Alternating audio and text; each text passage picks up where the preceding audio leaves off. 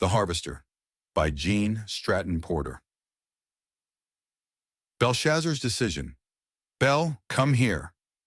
The harvester sat in the hollow, worn in the hewed log stoop, by the feet of his father and mother, in his own sturdier tread, and rested his head against the casing of the cabin door when he gave the command.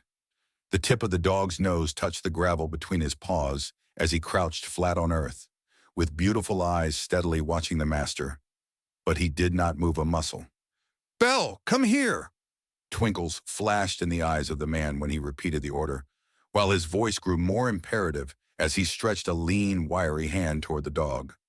The animal's eyes gleamed and his sensitive nose quivered. Yet he lay quietly.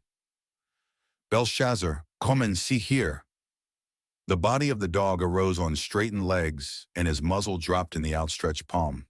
A wind slightly perfumed with the odor of melting snow and unsheathing buds swept the lake beside them, and lifted a waving tangle of light hair on the brow of the man, while a level ray of the setting sun flashed across the water and illumined the graven, sensitive face, now alive with keen interest in the game being played.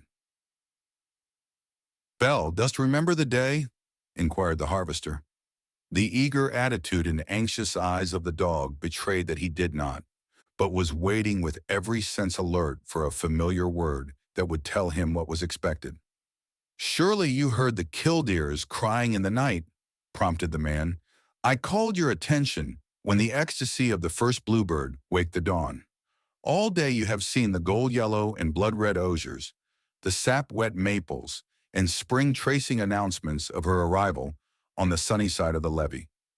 The dog found no clue, but he recognized tones he loved in the suave, easy voice, and his tail beat his sides in vigorous approval. The man nodded gravely.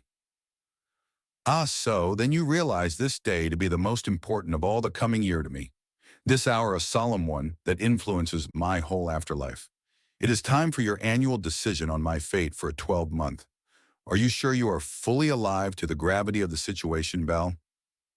The dog felt himself safe in answering, a rising inflection ending in his name uttered in that tone, and wagged eager assent. Well then, said the man, which shall it be? Do I leave home for the noise and grime of the city, open an office, and enter the money-making scramble?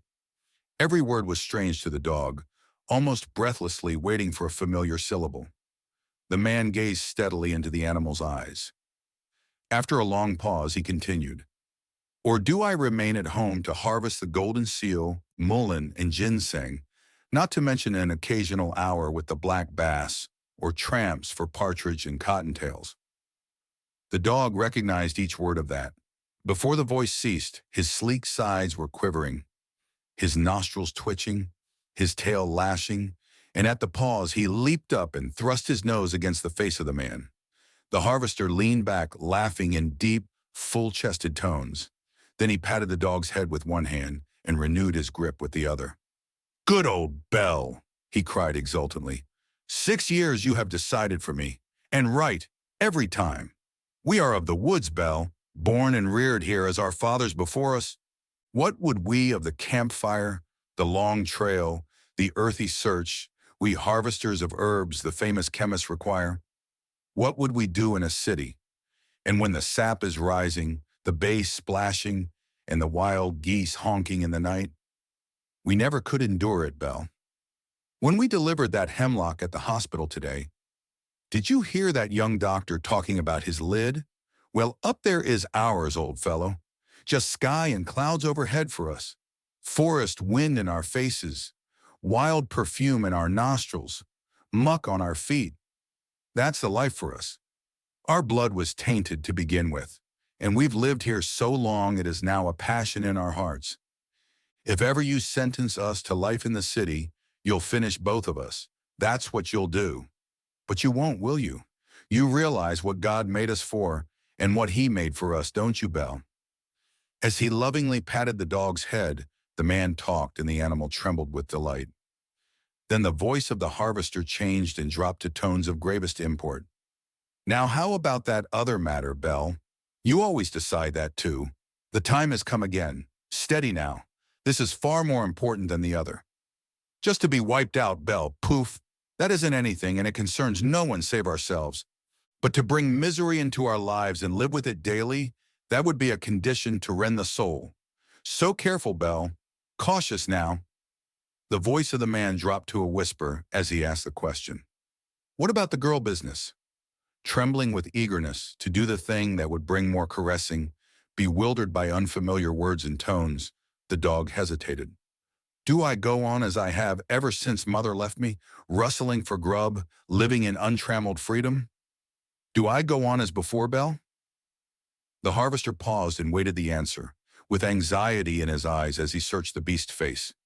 He had talked to that dog as most men commune with their souls, for so long and played the game in such intense earnest that he felt the results final with him.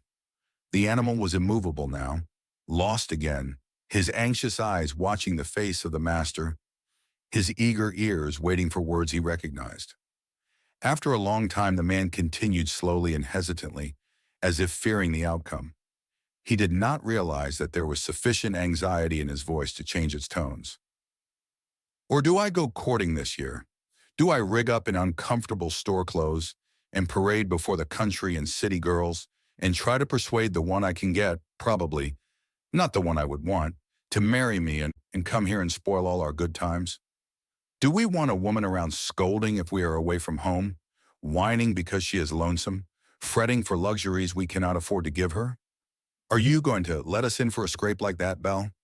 The bewildered dog could bear the unusual scene no longer.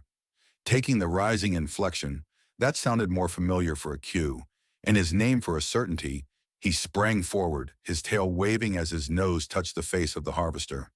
Then he shot across the driveway and lay in the spice thicket, half the ribs of one side aching, as he howled from the lowest depths of dog misery. You ungrateful cur, cried the harvester.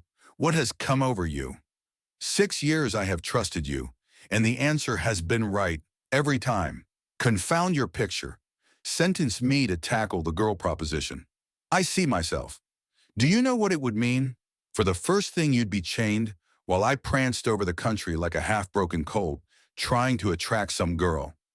I'd have to waste time I need for my work and spend money that draws good interest while we sleep, to tempt her with presents. I'd have to rebuild the cabin, and there's not a chance in 10 she would not fret the life out of me, whining to go to the city to live. Arrange for her here the best I could.